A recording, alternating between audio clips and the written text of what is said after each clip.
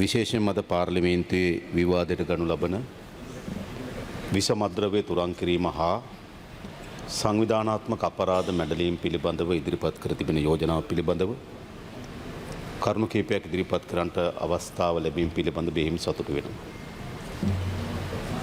අප දන්නවා අපේ රටේ මෙම විසමද්‍රව්‍ය උදුරත් සංවිධානාත්මක අපරාධ කල්ලි දීර්ඝ කාලයක් වර්ධනය වෙමින් සමාජය යම් ප්‍රමාණයකට තැතිගැන්මට ලක් කරමින් අනිත් පැත්තෙන් විසමද්‍රව්‍ය වලින් සමාජයේ විශාල ලෙස විනාශයට පත් කරමින් තිබෙන මොහොතක්. එනිසා මා හිතනවා අපි හැමදෙනාගේම කාර්යභාරය සහ වගකීම වෙනවා මේ විසමද්‍රව්‍ය මුළුමනින්ම තුරන් කිරීම සඳහා සහ සංවිධානාත්මක අපරාධ මැඩලීම සඳහා අවශ්‍ය වන දායකත්වය සහ මෙහෙයවීම ලබා දීම. විශේෂයෙන්ම ගරු නියෝජක කතානායකතුමනි, අපි කිසිසේත්ම විශ්වාස කරන්නේ නැහැ මේ විසමද්‍රව්‍ය පාත් සංවිධානාත්මක අපරාධ කල්ලි බිහිවීම සහ වර්ධනය හුදු ඒ කරුණ ඒ දෙක මත පමණක් පදනම් වූ වර්ධනය වූ දෙයක් නොවේ. ඒකට ඉතාමත් පැහැදිලි සබත්තා ජාලයන් තිබෙනවා. එනිසා අපි මේ විසමද්‍රව්‍යයත් මේ සංවිධාන අපරාධ කල්ලිත් මැඩ පවත්වනවා නම් ඒ සමස්ත ශේත්‍රය පිළිබඳ අපි අවධානය යොමු කරන්න ඕන. සංවිධානත් අපරාධ කල්ලි, කුඩු ව්‍යාපාරිකයන්, රාජ්‍ය ආයතන සහ දේශපාලන අධිකාරිය පුරා පැතිරී තිබුණු දූෂණය, ඒ වගේම රාජ්‍ය ඇතුළට ඇවිල්ලා තිබුණු පරාරාජ්‍ය යම් ප්‍රමාණයක් ගත්තොත් දේශපාලන වමනාව වෙනුවෙන් කටයුතු කරපු සංවිධාන රාජ්‍ය ඇතුළේ ඉඳන් ඒ වගේම දේශපාලන මේ සියල්ල මැඩ පැවැත්වීමෙන් තමයි මේ අපිට අවසන් කළ හැකි වන්නේ. ඒ නිසා හුදු මත්ද්‍රව්‍ය ඇල්ලීම සඳහා කරන වැටලීම්, පාතාල ඇල්ලීම සඳහා කරන වැටලීම් පමණක් ප්‍රමාණවත් වන්නේ නැහැ. දිගු කාලයක් අපේ රට මා කලින් කියපු කරුණුවල විශාලතම බරපතල මැදිහත් වීම හරහා තමයි මේ දක්වා වර්ධනය වුනේ. දැන් අපි තාමත් තීරණයක් අරන් තියෙනවා මේ සියල්ල විනාශ කරන්න ඕන. සියල්ල මතක තබා ගන්න. එහිදී මා දන්නවා මේ විශාල ලෙස කාර්යභාරයට උර දෙන කණ්ඩායමක් ඉන්නවා. අවාසනාවකට විපක්ෂයේ අද ප්‍රධාන චෝදිතයන් බවට පත් වී තිබෙන එම කණ්ඩායම මේ දූෂණය, සංවිධාන අපරාධ කල්ලි, කුඩු ව්‍යාපාරිකය, රාජ්‍ය දේහයෙන් ක්‍රියාත්මක වුණු අපරාධ, දේශපාලනය මේ සියල්ල මැඩ පැවැත්විය යුතුයි. මේ මැඩ පැවැත්වීම සඳහා අපේ රටේ නීති සම්පාදනය වෙලා තිබෙනවා. රාජ්‍ය ආයතන තිබෙනවා. ආයතන තිබුණාට වැඩක් නැහැ. ඒ ආයතනට ඍජු නායකත්වය දීලා ඒ පරාජයට පත් කිරීමට සමත් වෙන රාජ්‍ය නිලධාරී යාන්ත්‍රණයක් අපිට අවශ්‍යයි. හැබැයි අද අවාසනාවකට එම විශාල කාර්යභාරයට උරදී තිබෙන කණ්ඩායම තමයි අද විපක්ෂයේ සතුරන් සහ ගොදුරු බවට පත් වී තිබෙන්නේ. මේ ව්‍යායාමයේදී අපරාධ පරීක්ෂණ දෙපාර්තමේන්තුවේ අධ්‍යක්ෂක නියෝජ්‍ය පොලිස්පති සානිය අබේසේකර මැතිතුමා විශාල කාර්යයක් කරනවා අද ඔහු විපක්ෂයේ සතුරින්. මෙම කාර්යයේදී අල්ලස්සෝ දූෂණ විමර්ශන කොමිසම සභාවේ අධ්‍යක්ෂ ජනරාල්වරයා රංග දිසානක මහත්මයා විශාල කාර්යභාරයක් කරනවා අද ඔහු විපක්ෂයේ සතුරින්. මෙම කාර්යභාරයේදී මහජන ආරක්ෂක අමාත්‍යංශ ලේකම්තුමා රවි සෙනරත්න මැතිතුමා විශාල කාර්යභාරයක් කරනවා අද එතුමා විපක්ෂයේ සතුරින්. ඒ වගේ මේ කාර්යභාරයේදී අපේ අමාත්‍යංශයේ අමාත්‍යතුමා ආනන්ද විජේපාල මැතිතුමා විශාල නායකත්වයක් ලබා දෙනවා අද විපක්ෂයේ සතුරින්. මේ කාර්යභාරයේදී නීතිපති දෙපාර්තමේන්තුවේ දිලීප් පීරිස් මැතිතුමා විශාල කාර්යභාරයක් කරනවා අද විපක්ෂයේ සතුරින්. මේ කාර්යභාරයේදී අද අධිකරණය විශාල කාර්යභාරයක් ඉටු කරමින් තිබෙනවා. මා දැක්ක පහුගිය දවස් දෙකම මේ තුල හඬ නගන්නේ අධිකරණයත් අද විපක්ෂයේ සතුරින්. ඇයි? යුක්තිය, සාධාරණත්වය, ශිෂ්ටභාවය ඇති කිරීම අද විපක්ෂයේ සමහර කණ්ඩායම් වලට ඔරොත්තු නොදෙන තත්ත්වයක් ඇති විදිහ. ඔරොත්තු දෙන්නේ නැහැ. සාධාරණත්ව ඔරොත්තු දෙන්නේ නැහැ. යුක්තිය ඔරොත්තු දෙන්නේ නැහැ. ප්‍රජාතන්ත්‍රවාදී ඔරොත්තු දෙන්නේ නැහැ. යහපාලනයේ ඔරොත්තු දෙන්නේ නැහැ අද විපක්ෂයට. මේක ඇත්ත. ඔබ අප විසින් කළ යුතු නැද්ද රාජ්‍ය ඇතුළෙන් රාජ්‍ය අනුග්‍රහය ලැබමින් අපරාධ කරලා තිබෙනවා නම් අපරාධ කරුවන් එල්දරව් කළ යුතු නැද්ද? ඒ රට පාවා දීමක්ද? ඒ දේශද්‍රෝහී වීමක්ද? නැයි ශිෂ්ට සම්පන්න රාජ්‍යයක් ගොඩනැගීමේ අභිප්‍රාය. අපේ රාජ්‍ය ශිෂ්ට සම්පන්න රාජ්‍ය බවට පරිවර්තනය කළ යුතුයි. ජනාධිපතිවරයාගේ සිට පහළම දේශපාලන නායකත්වය දක්වත් ජනාධිපති ලේකම්වරයාගේ සිට පහළම රාජ්‍ය නිලධාරියා දක්වත් සෑම දෙනාම ශිෂ්ට සම්පන්න රාජ්‍ය කොටස් කරුම් බවට පත් කළ යුතුයි. හැබැයි අපේ රට තිබුණේ කොතනද? අශිෂ්ට රාජ්‍යයක්. අපේ හමුදාව අපේ බුද්ධි අංශයන් ඒ පිළිබඳව ගෞරවය ඇගීම හෘදයාංගභාවය අපි තුළ තිබෙනවා.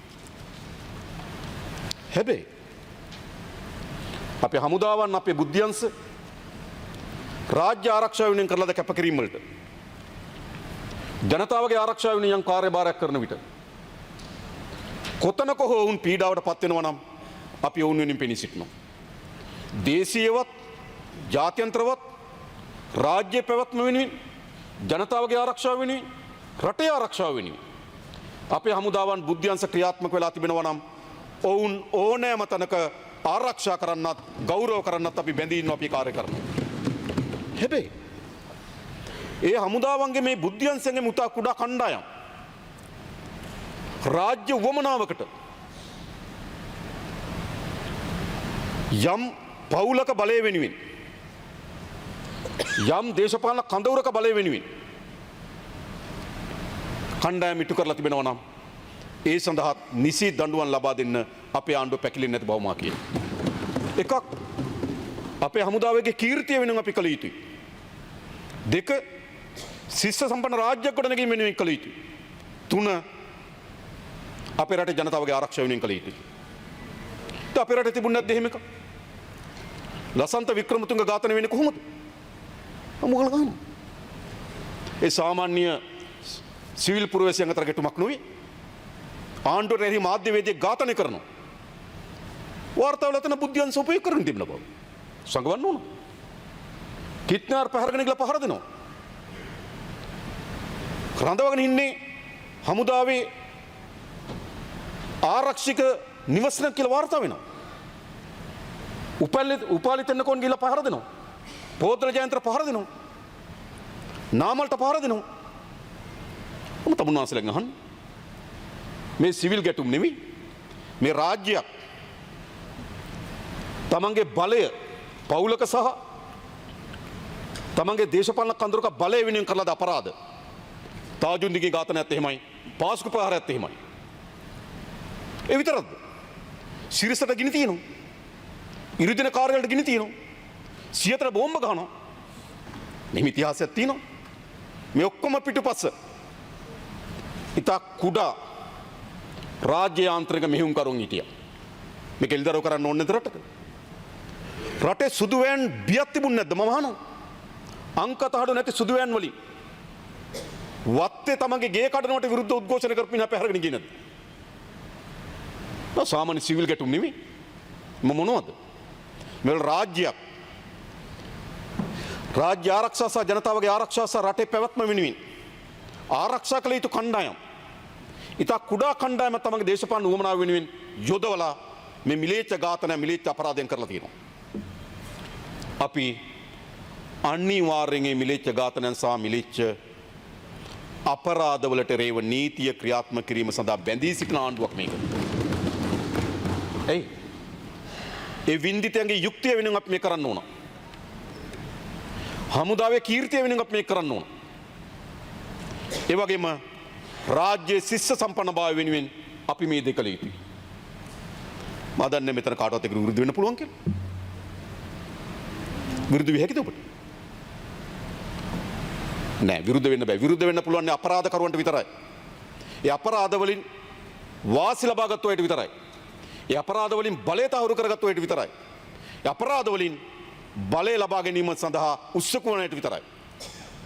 වෙන කිසිදු සිවිල් පුරවැසියෙකුට ප්‍රජාතන්ත්‍රවාදී මානව හිමිකම් මිනිසුන්ගේ මිනිස්සුත්භාවය පිළිබඳ ගෞරවය තියෙන කිසි පුරවැසියෙකුට මේ විමර්ශනයට විරුද්ධ වෙන්න බෑ. ඒ නිසා මතක තබා ගන්න. අට්ටාල ගහලා විශාල චෝදන මම දන්නවා සානි අබේසේකර වගේ මහත්තුරුන්ට දිලීප පීරිස් ඒ වගේම ගත්තොත් පොලිස්පතිතුමා ඒ වගේම ගත්තොත් අධිකරණයට අද විශාල රංග දිසානායකට විශාල ප්‍රහාරයන් එල්ල කරමින් තිබෙනවා. කුමක් වෙනුවෙන්ද? මට කියන්න මොකද්ද කරපු අපරාධය කියලා.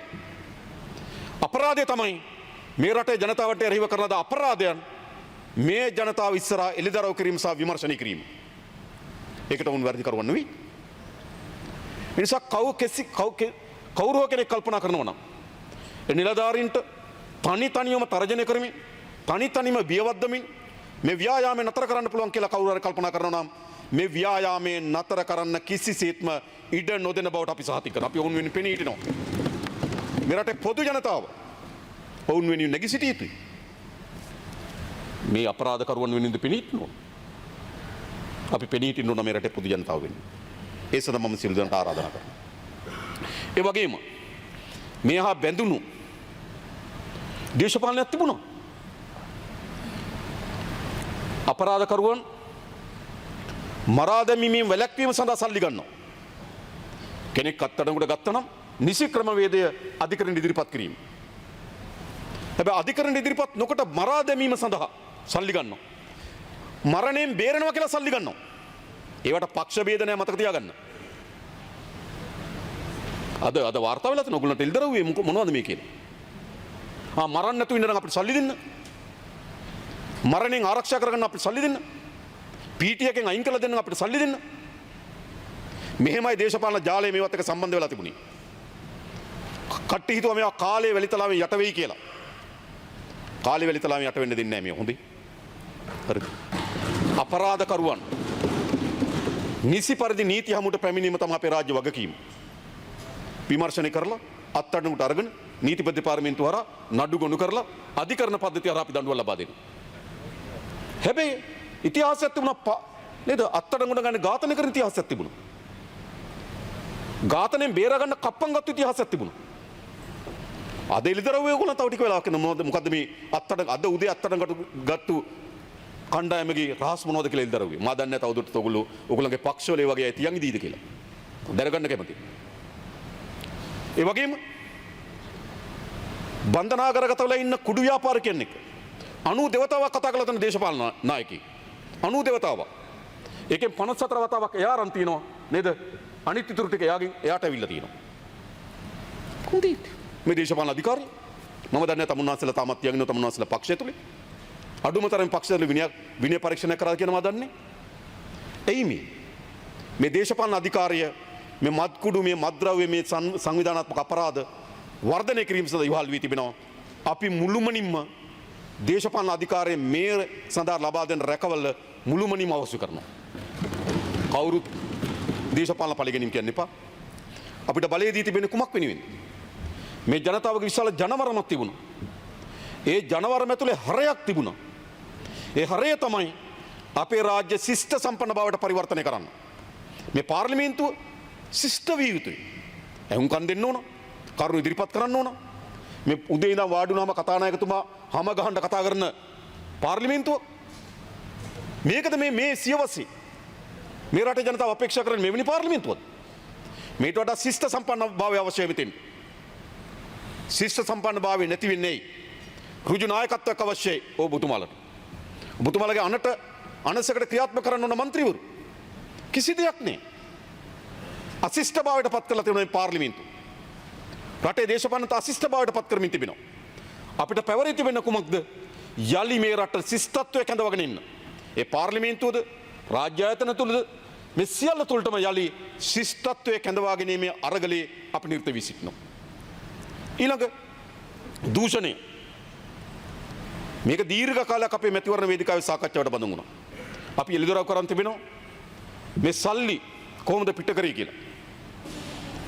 සාමාන්‍යයෙන් පිට කරලා තියෙන්නේ TT ක්‍රමය හරහා. ඇඩ්වාන්ස් පේමන්ට් ගෙවලා තියෙනවා.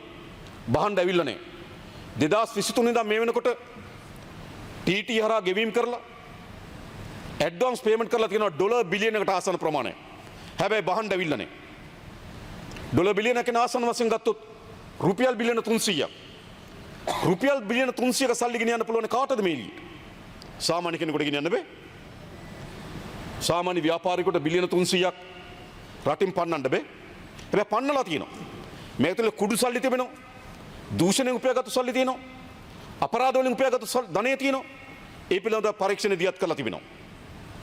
බිලියනකට ඩොලර් බිලියන ආසන්න ප්‍රමාණයක් ඇඩ්වාන්ස් පේමන්ට් කරලා ලංකාවට බඩු ඇවිල්ලා නේ. අවුරුදු දෙකකට ආසන්න කාලයක් මේ සිදුවීම වෙලා තියෙනවා. දෙකකට වඩා වැඩි කාලයක්. දැන් අපි ඒක වළක්වීම සඳහා දැන්ට රෙගුලාසි පනවමින් තිබෙනවා. නමුත් තවත් ඉසිර යන්න ඕන. සමහර බැංකුවල සබත්තාවයන් තිබෙනවා. බැංකු ශාඛා කීපයක් අපි හඳුනාගෙන තිබෙනවා. බැංකු ශාඛාවේ මැනේජර් අනිත් බැංකුවට යනකොට ඒ බැංකුවේ මේ වැඩේ වෙලා තියෙනවා. මේමයි මේ සිදුවීම සිද්ධ වෙලා තියෙන්නේ. නිසා සල්ලි පන්නලා තියෙනවා රටෙන් එළියට. ඒවාල එළිදරව් වෙලා තිබෙනවා. කීප දෙනෙක් අපි අත්අඩංගුවට අරන් තිබෙනවා. නේද? පරීක්ෂණ පවත්වමිනවා. මේ සල්ලි පන්නපු අය. මේ දූෂණයත් එක්ක අපේ රටේ ඒ දූෂණයෙන් උපයා ගන්නා ලද ධනය තමයි ඩොලර් හරහා එළියට ගිහින් තියෙන්නේ. ලංකාව ඇතුළේ උපයා ගන්න රුපියල් වලින් වෙන්න පුළුවන්. හැබැයි රටින් පන්නලා තියෙන ඩොලර් ලෙස. ඒ නිසා මේ රටේ ආර්ථිකයත් සමාජ දෙහයත් බිඳ වැටීම සඳහා ඒ දූෂණයන් ඉවල් වී තිබෙනවා. ඒවට විරුද්ධ පරීක්ෂණ කරන්න ඕනේ නැද්ද? කිසි කෙනෙක්ගේ පෞද්ගලික පරිගැනීමක් පෞද්ගලික කෝන්තරයක් පිරිමා ගැනීම වමනාවක් අපිට නැහැ. අපි දැන් අවුරුදු දෙකකට ආසන්න කාලයක් ගත වෙමින් තිබෙනවා. පරිගන්නව නම් පරිගැනීම වෙන්නේ බලය ගත්තු මොහොතේම පරිගැනීම කියනවා වෙන්නේ එහෙම. මේ පරිගැනීම නෙමෙයි. මේ විධිමත් මේ පාර්ලිමේන්තුව විසින් දූෂණයේ අල්ලස මැඩ පැවැත්වීම සඳහා ශක්තිමත් නීති සම්පාදනය කරලා දුන්නා. කාලයක් අවශ්‍යයි. ඒ විමර්ශනය කිරීම සඳහා ආයතන ස්ථාපිත කරා. ආයතන ස්ථාපිත කරා විමර්ශනය කරන්න. සමහර විමර්ශන ආයතන බිඳ වැටිලා තිබුණේ. ඒ විමර්ශන ආයතන ශක්තිමත් කරලා දුන්නා. නීතිපති දෙපාර්තමේන්තුව අලුතෙන් නිලධාරීන් බදව ගන්න කියලා කිව්වා. අධිකරණයට විශාල ප්‍රමාණයක් මේ නඩු ප්‍රමාද වෙනවා. වෙනම මහාධිකරණ කීපයක් අපි මහාධිකරණ 7ක් අපි අලුතෙන් හැදුවා. ඇයි? මේ ක්‍රියාවලිය ඉක්මන් කළා නිසි පරිදි අධිකරණ කරා දඬුවම් දීම තමයි අපේ අපේක්ෂාව. ඒ පරිගැනීම කියන්න පුළුවන්. ඒ පරිගැනීම නෙවෙයි. ඒ විධිමත් නීත්‍යානුකූල ක්‍රමවේදයකට මේ රටේ දූෂිතයන් හොයාගෙන යනවා. දූෂිතයන් අධිකරණයට යොමු කරනවා. ඒ කවුරු හරි කල්පනා කරන පරිගැනීමක් ලෙස පරිගැනීමක් නෙවෙයි. මේ දූෂණයෙන් උපයා ගන්න ධනය මේ පාතාල මේ කුඩු ව්‍යාපාරෙන් එක ගැට ගහිලා තිබෙනවා. මේ එකක් වෙනම නෙවෙයි පවතින්නේ. කුඩු සල්ලි අපරාධකරුවන්ගේ සල්ලි දූෂණයෙන් උපයා ගන්න සල්ලි ඔක්කොම ගිහිලා තියෙන ටීටී හරහා වැඩි ප්‍රමාණයක් ගින් තියෙනවා. අපි ඒක හොයනවා. හොයන්න ඕනේ නැත්. දැන් දූෂණය මැඩ පැවැත්ම සඳහා ගනු ලබන ක්‍රියාමාර්ගව ඒද ප්‍රධාන කාර්යභාරයක් අල්ලස්සෝ දූෂණ විමර්ශන කොමිසම විසින් ඉටු කරනවා. ඒ වගේම FCAD ආයතන විසින් ඉටු කරනවා. නීතිපති දෙපාර්තමේන්තුව විසින් ඉටු කරනවා. ඒ ආයතන වලින් කීර්තිමත් ඒ සඳහා මැදිහත් වන නිලධාරීන් හම්බාගෙන ගිහිල්ලා ප්‍රහාර එල්ල කරන්න පටන් ගන්න තියෙනවා විපක්ෂ විසින්. මේ කියන්නේ මොකද්ද? හොරකම් කරන්න ඉඩ දෙන්න. හොරකම් කරන එකට දඬුවම් දෙන්න එපයි කියන පණිවිඩනේ මේ දෙන්නේ. ඒ නිසා දූෂණය බලාගෙන තමුන්වහන්සේලා තේරුම් ගන්න වෙවි. මේ රටේ අපේ රටේ ජනතාවගේ මහා ජනයාගේ ධනය හොරකම් කරපුවාට දඬුවම් දීමේ අපේක්ෂාවක් තිබුණා. ඒක දීර්ඝ කාලයක් ඒක පක්ෂ ભેද තිබුණේ ඒකට. මහා ජනයාගේ දේපල හොරකම් කරපු කෙනාට දඬුවම් දීම පිළිබඳ පක්ෂ ભેද තිබුණා. උතුරද දකුණද කියලා ભેද තිබුණාද? නෑ පොදු ජනයාගේ අපේක්ෂාවක්. හැබැයි අපේක්ෂාව හැමදාමත් ඒ අපේක්ෂාව පෙරදරි කරගෙන ආණ්ඩුව වලට ඡන්ද දෙනවා. හැබැයි ආණ්ඩුව කෙටි කාලයකින් ඒ හොරකමීම යෙදෙනවා. අපි එහෙම කරන්නේ. අපි මේ රටේ පොදු ජනයාට දූෂණය වංචාව පිළිබඳ දඬුවම් ලබා දීම සඳහා තියෙන අපේක්ෂාවට පනපවන ආණ්ඩුව බවට මේ ආණ්ඩුව පත් වෙලා තියෙනවා, පත් කරමින් තිබෙනවා. කරනවා.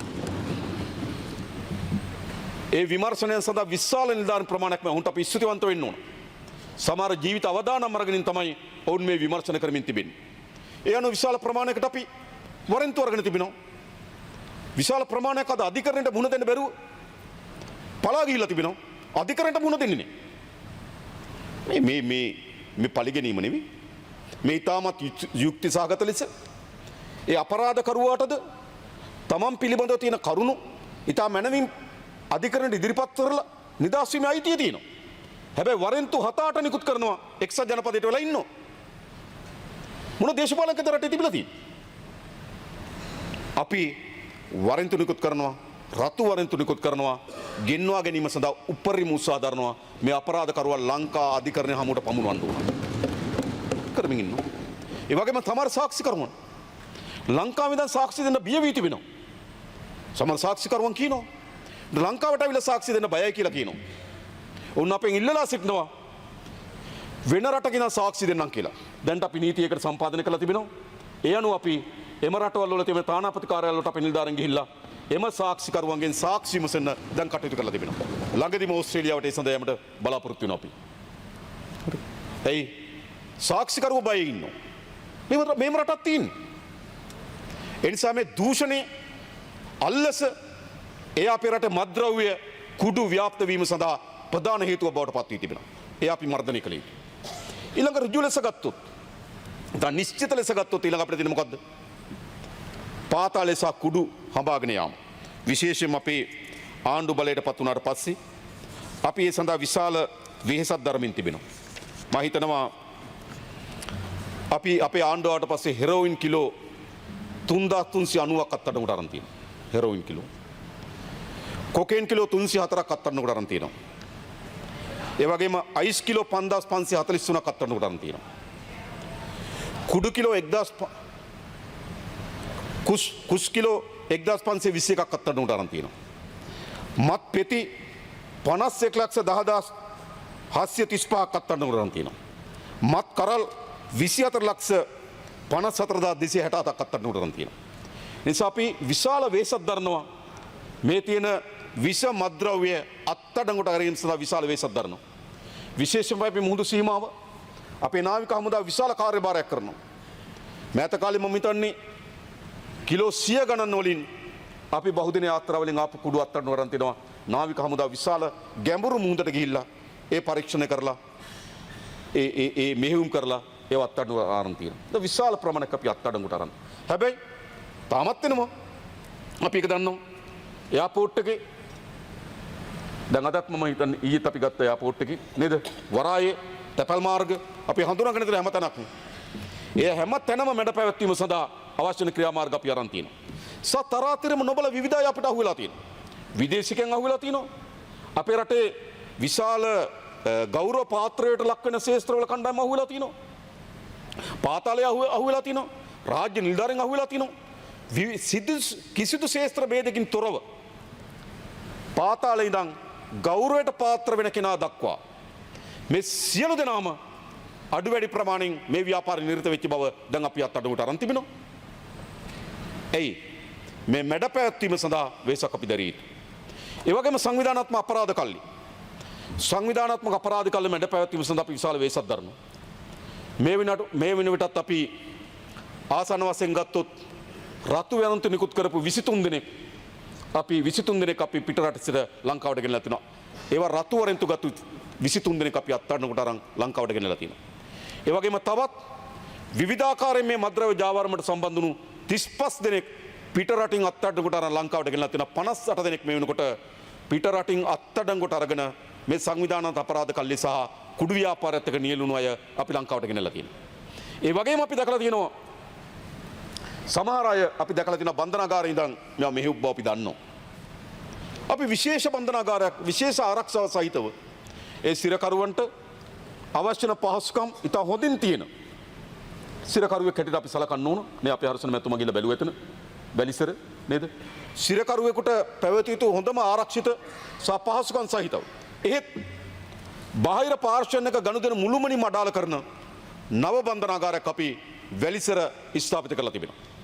අද ප්‍රධාන අපරාධකරුවන් අපි මේ වැලිසරට ගෙනියනවා. එහි සියලු සංවේදන ජාලය අද බිඳ වැටලා තියෙනවා.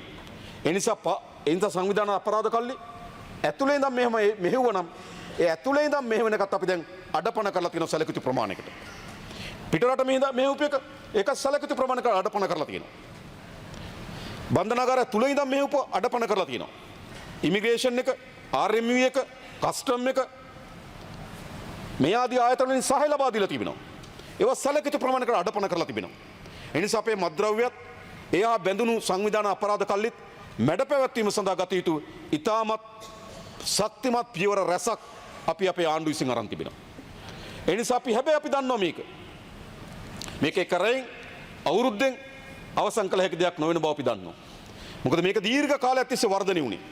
80 දශකයේ මුල් භාගයේ සංචාරකයන් ගැවසෙන නගර කීපයක තිබුණ මේ කුඩු ව්‍යාපාරේ. එහෙම නැත්නම් කඩුවක් කිනිස්සක් අතේ තියාගෙන හිටපු පාතාලේ. මේක තමයි 80. මේක තමයි 70 ගණන් වල තිබුණේ. නේද අපි එක්ක යකඩේ අපි දැක්කේ මර්දන් කඩවල. එහෙම තමයි මරුසිර අපි දැක්කේ. නේ පොඩි ගිනියවියක් තියාගත්තු. විශාල සංවිධාන දාලයක් නෙවෙයි. හැබැයි දීර්ඝ කාලයක් ගිහිල්ලා මේක දැන් විශාල සංවිධානාත්මක අපරාධ කලි බවට වර්ධනය වුණා. අපි මම හිතා T50 විතර කත්තඩනකට ගත්තා 38. නේද? ගිනියවි විශාල ප්‍රමාණයක් කත්තඩනකට ගත්තා. ගිනියවි නිෂ්පාදනය කර කර්මාශාලාවක් මේතකදී අත්අඩංගුවට ගත්තා. ගිනියවි හදනවා අත්අඩංගුවට ගත්තා. ගිනියවි ප්‍රවාහන කරන තරම් අත්අඩංගුවට ගත්තා. වවුනියාවේ වල දාලා තිබුණු බෝම්බ තොගයක් අත්අඩංගුවට ගත්තා. නැගෙනහිර ඊටමත් ඉහළ තාක්ෂණයෙන් යුතු ගුවන් ගත වෙන හෙලිකොප්ටරයකට පහර දිය හැකි ප්‍රමාණයක් අපි අත්අඩංගුවට ගත්ත අවියාවිද. මේ ඔක්කොම මේගොල්ලෝ ගාව සැරිසෙනවා. ඉතින් ඒගොල්ලෝ ගාවට අවියාවිදාවේ අදද නෑ දීර්ඝ කාලයක පස්සේ අර නිකන් බඳින කඳක් තියාගෙන හිටපු කෙනා. එහෙම නැත්නම් කොටන තුවක්කුවක් තියාගෙන හිටපු කෙනා. අද ස්වයංක්‍රීය ගිනියවියක් දක්වා සංවිධාන අපරාධ කල්ලි වර්ධනය වුණා. එදා කුඩු ග්‍රෑම් එකක් දෙකක් ප්‍රදේශ කීපයක තිබුණු කෙනා. අද කිලෝ 500,000 දක්වා තොග ගණන් අලෙවි කරන තැනටපත් වුණා. එදා තනි පුද්ගලයෙක් දෙන්නෙක් හිටපු කෙනා අද සංවිධානාත්මක අපරාධ ජාලයක් බවට පත් වුණා.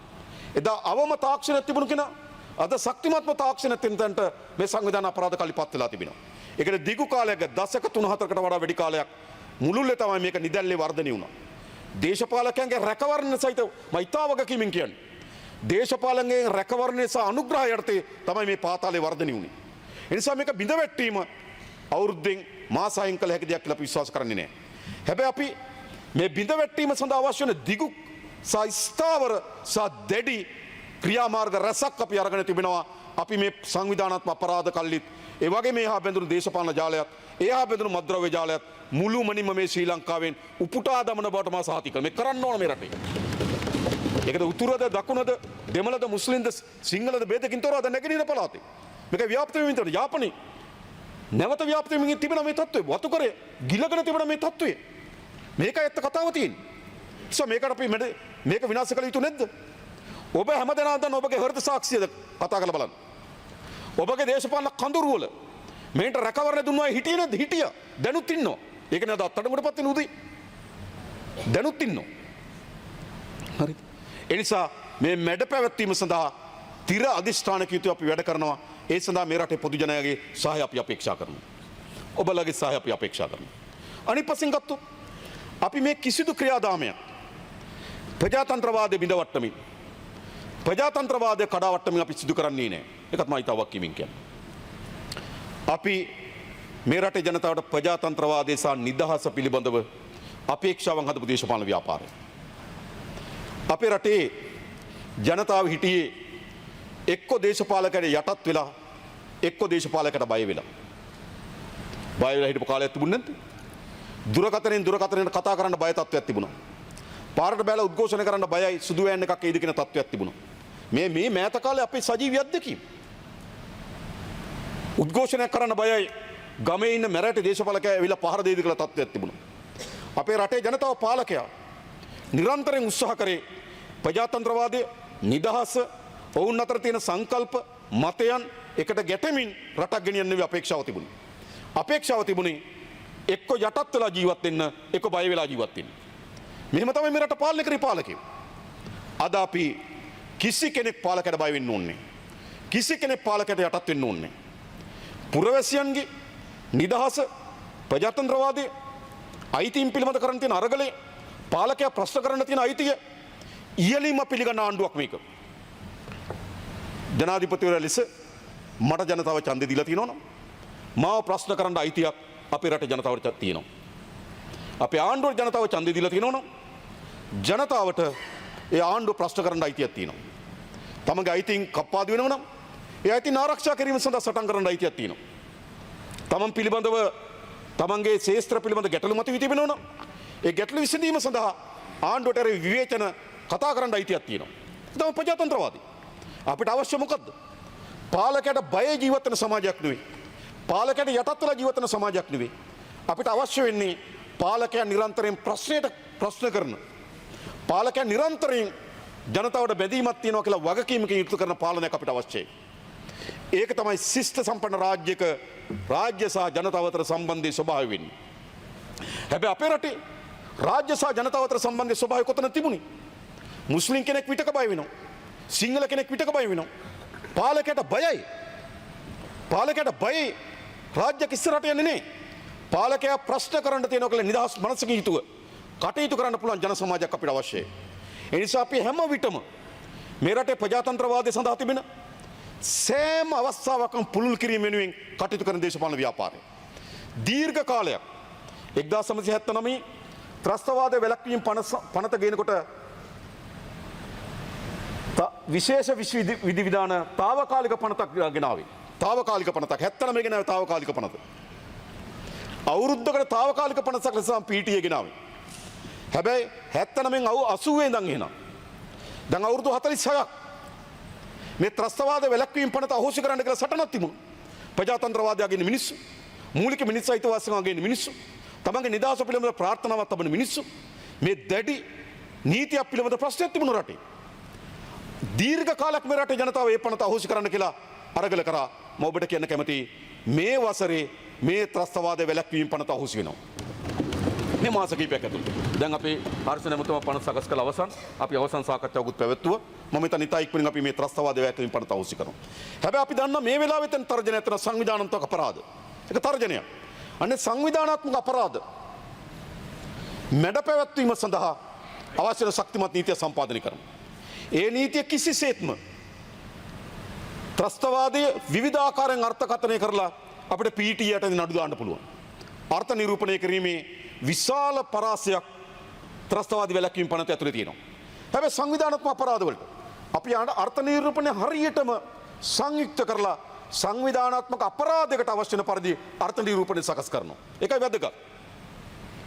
ත්‍රස්තවාදී වැළැක්වීම පනතේදී ඉතා පුළුල් පරාසයක් තියෙනවා. තමන්ට දඩයන් කිරීමට අවශ්‍ය නම්, තමන්ට එකඟ නොවෙනව නම් දඩයන් කිරීමට අවශ්‍ය වෙන ප්‍රතිපාදනයක් පීටියට හොයාගන්න පුළුවන්. ඒ තරම් පුළුල් පරාසයක තමයි ත්‍රස්තවාද පිළිබඳ අර්ථකථනය තියෙන පීටි එක ඇතුළේ. හැබැයි අපි ඒක මුළුමනින්ම අර නිකන් මිනිසුගේ මූලික අයිතිවාසිකම්, භාෂණයේ අයිතිය, ප්‍රජාතන්ත්‍රවාදය අයිතිය මුළුමනින්ම ආරක්ෂා වෙන පරිදි සංශෝධනයකට යටත්ව අපි ඉතා ඉක්මනින් කරනවා. ඊළඟ ගත්තොත් සංවිධානාත්මක අපරාධ පනත සංවිධානාත්මක අපරාධකරුවන් මැඩ පැවැත්වීම ඉලක්ක කරගත්තු. ඒ සඳහා ඉතාමත් පැහැදිලි නිර්වචනයක් තියෙනවා. ඔයගොල්ලන්ට කතා කරන්න පුළුවන් පනත ආපුවම පාර්ලිමේන්තුවේ. මේ නිර්වචනය තව වෙනත් පරාසයන්ට යනවා නම් අපි නතර කරනවා. මුළුමනින්ම සංවිධානාත්මක අපරාධ ඉලක්ක කරගත්තු නිර්වචනයකට යටත්ව අපි මේ අලුත් පනත ගෙනවා ජනතාවගේ ප්‍රජාතන්ත්‍රවාදී අයිතිවාසිකම් තහවුරු කිරීම වෙනුවෙන්. ඊළඟ මේ පාර්ලිමේන්තුව මට මතකයි දීර්ඝ විවාදයක් සිද්ධ වුණා ඔන්ලයින් ඇක්ට් එක සම්මත කරන වෙලාවේදී. අපි විරුද්ධ වුණා ඒකට. ඒ වෙනකොට සංශෝධන ඇවිල්ලා තිබුණා. මම හිතන්නේ පළමු පන තමයි ලංකාවේ පාර්ලිමේන්තුවේ පන සම්මත වෙලා ඊළඟ සතියේ කැබිනට් එකට ඒ පනතේ සංශෝධන දාන. පෞද්ගලික ආණ්ඩුව. පාර්ලිමේන්තුවේ සම්මත කරන පනත ඊළඟ කැබිනට් එකට ඒ පනතේ සංශෝධන දැම්මා. මෙහෙම ඉතිහාසෙ තිබුණේ. අපි ඒ ඔන්ලයින් සේෆ්ටි බිල් එක අපි මුළුමනින්ම මොකද කරේ? ක්‍රියාත්මක කිරීම අඩපණ කරලා තියෙනවා. ක්‍රියාත්මක කරන්නේ. ක්‍රියාත්මක කරන්නේ. ඕනතරම් අපි දන්න සමාජ මාධ්‍ය අපි එතෙන්ට යන්නේ නැහැ. හැබැයි ඒ නිසා මේ මුළුමනින්ම සංශෝධනය කරලා නව පනතක් ඉදිරිපත් කිරීමට ගිය සතියේ අපි කැබිනට් මණ්ඩලයේ අනුමැතිය ගත්තා සංශෝධන ඉදිරිපත් කරලා සංශෝධන පනතට ගිය සතියේ මේ සඳුදා පාර්ලිමේන්තුවේ මේ කැබිනට් එක අනුමැතිය දුන්නා. මේවා තමයි ජනතාවගේ අයිතිවාසිකම් උල්ලංඝනය කිරීම පිළිබඳ තිබුණු පන. අපි කවුරුසු කරමු. ඒ විතරයි උද්ඝෝෂණ රසක් සිද්ධ වෙලා තියෙනවා. උද්ඝෝෂණ රසක්.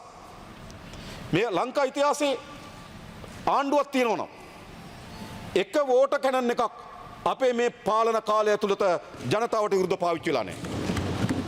එක කඳුළු ගෑස් එකක් ජනතාවට විරුද්ධව පාවිච්චි වෙලා නැහැ. ඒ ආණ්ඩුවක් මේක. ප්‍රජාතන්ත්‍රවාදය පිළිබඳව. කොතන කාටවත් කඳුළු ගෑස් ගහලා නැහැ. එක තැනකදී මාතරදී බන්ධනාගාරයේ ගැටුමක් ආවා. බන්ධනාගාරයේ කඩාගෙන යාම සඳහා ප්‍රයත්නයක් දරුවා. ඒ බන්ධනාගාර තුලට පමණක් සීමා වෙන පරිදි කඳුළු ගෑස් පාවිච්චි කළා තිබෙනවා. රටේ පොදු ජනයාගේ අරගලයකට කඳුළු ගෑස් පාවිච්චි නොකරපු ඉතිහාසෙ මේක. වෝට කැනන් පාවිච්චි නොකරපු ඉතිහාසෙ මේක. ඒ ආණ්ඩුවක් නෙමෙයි. ඉතින් අපි ප්‍රජාතන්ත්‍රවාදී අපිට අවශ්‍යයි මිනිස්සු බල ගන්න ඕන රාජ්‍යයක් අපිට අවශ්‍යයි. අපිත් ඒක හදන්න නැත්නම් අපි දන්නවා කවුද හදන්නේ කවුරුත් හදන්නේ. මිනිස්සුන්ට පාලකයා ප්‍රශ්න කරන්න ඕන. තමන්ගේ අයිති වෙනුවෙන් පාලකයා ඉදිරියේ උද්ඝෝෂණ කරන අයිතිය දෙන්න. ඕගොල්ලෝ දන්නවා ජනාධිපති ලේකම්කාරය ඉදිරියට. උද්ඝෝෂණ තියෙනවා. අයිතිය දෙන්න ඕන. නිදහස තියෙනවා. අයිතිය දෙන්න ඕන. ඇයි මිනිස්සුන්ට තමගේ ප්‍රජාතන්ත්‍රවාදී අයිතිවාසිකම් තහවුරු කරන පාලනයක් අපිට අවශ්‍ය ඉස්සරහට යන්න.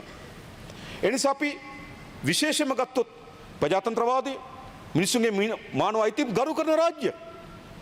කොච්චර මාධ්‍යයට මේ පාර්ලිමේන්තුවේ තර්ජන කළා තිබෙනවද ඉතිහාසයේ? කොච්චර මාධ්‍යවේදීන් තර්ජන කළා තියෙනවද ඉතිහාසයේ? කොච්චර මාධ්‍යායතන ඉලක්ක කරන ප්‍රහාර එල්ල කළා තියෙනවද ඉතිහාසයේ? එහෙමනේ.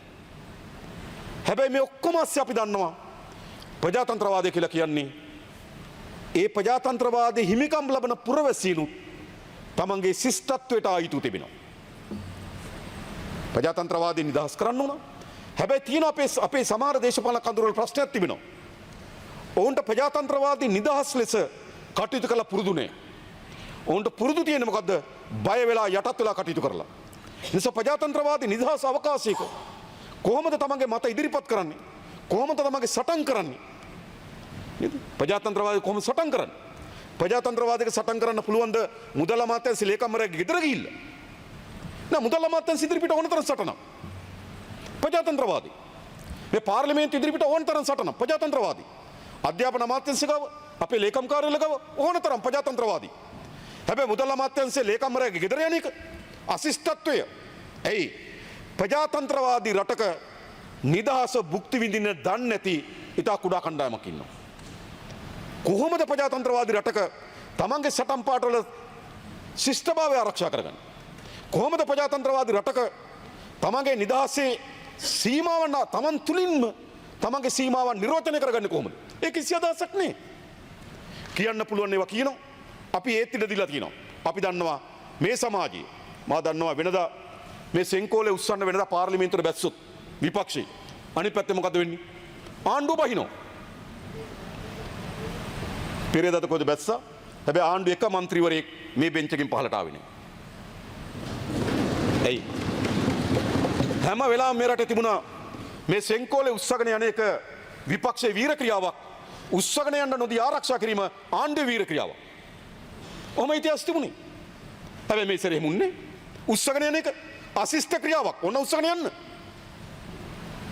ජනතාව අපේක්ෂා කරන්නේ සෙන්කෝලේ උස්සගෙන කරේ තියාගෙන යන එක වීර ක්‍රියාවක් නෙමෙයි අශිෂ්ට ක්‍රියාවක් ලෙස. හරි.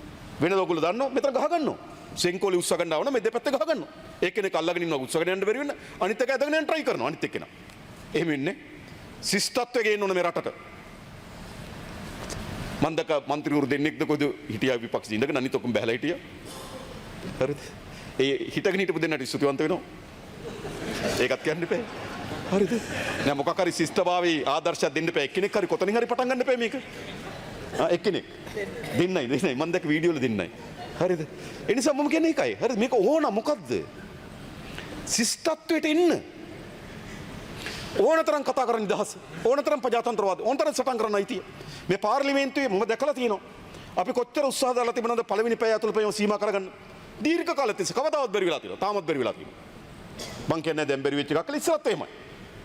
අපිට බැරි වෙලා තියෙනවා 27 දෙකේ ප්‍රශ්නේ ඒ සීමාවේ තියාගන්න.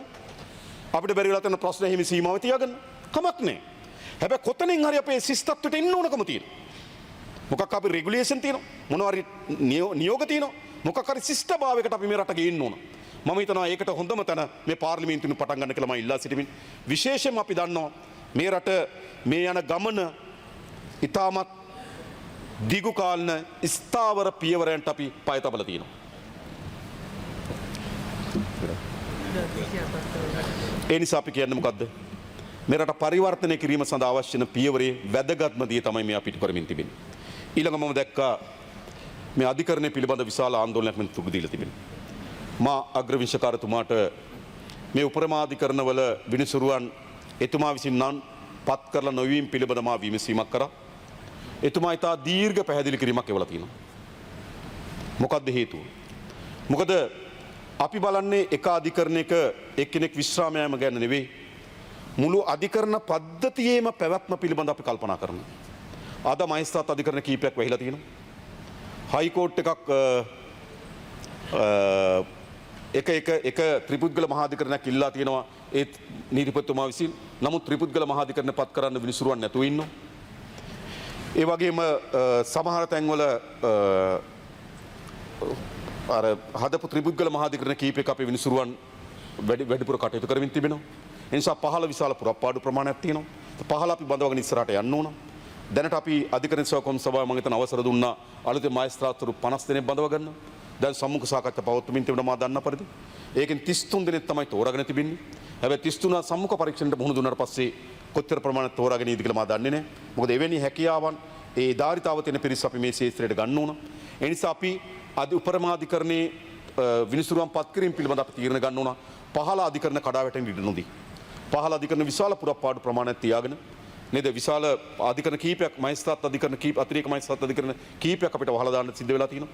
ඒ ඔක්කොමත් එක්ක කළමනා කරලා තමයි මේ කරන්නේ. එනිසා අග්‍රවිනිසුකාරතුමා විසින් ඒ පිළිබඳ ඉතාමත් පැහැදිලි විස්තරයක් එවලා තිබෙනවා. ඒ වගේම එතුමා මේ පත් කිරීම පිළිබඳ තියෙන බලාපොරොත්තු ඉලක්ක පිළිබඳත් අපිට අදහසක් දීලා තිබෙනවා. ඒ නිසා උපරමාධිකරණවල ඇති වී තිබුණු පුරප්පාඩු ඉතා කෙටි කාලයක් ඇතුළත අපිට පිරවිය හැකි.